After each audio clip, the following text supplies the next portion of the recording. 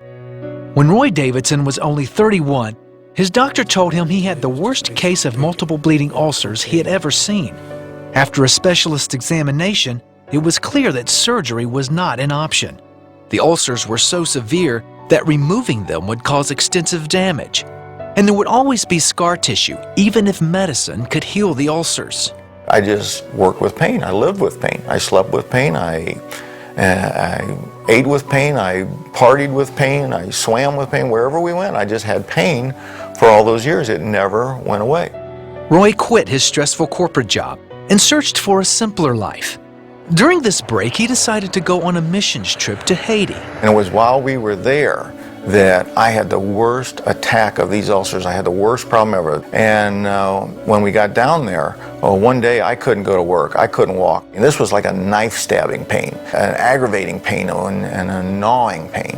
And I could remember the doctors telling me that if they couldn't control the bleeding, if they couldn't get the ulcers under control, that a condition like that could be fatal. It could kill you.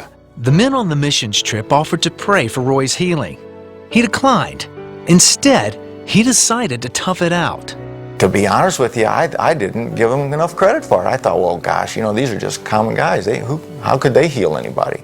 After almost 2 days of intense pain, Roy finally asked the group to pray. So I can remember laying there and thinking when these guys walked in to pray for me that I can remember saying to God, well, God, now I'm just going to listen to this and just see if I think there's anything to it. And the guy walks in the room with an empty bottle of Mazola oil. And I thought, oh, good grief, this is the crowning insult. They're going to anoint me with cooking oil. The pastor applied a touch of oil to Roy's forehead. That single action was a turning point in his life.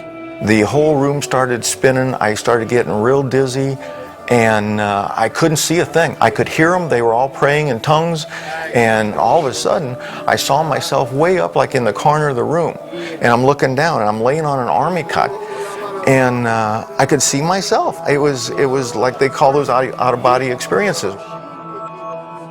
Roy woke up hours later. The pain was gone. And I noticed my stomach. It felt funny, but it didn't hurt. And I noticed that I wasn't having any bleeding that day. And I wasn't having any pain, really. It was kind of gone. Roy's specialist took another look at his stomach. He confirmed that the multiple bleeding ulcers were gone. I was quite surprised to find that there was nothing there. I mean, it basically looked normal.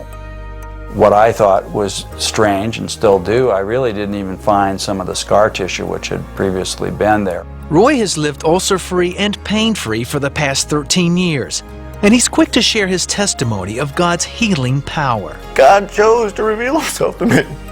I didn't even know what to look for. I wouldn't have known what to look for. You never know when he's going to move or when he's going to do something.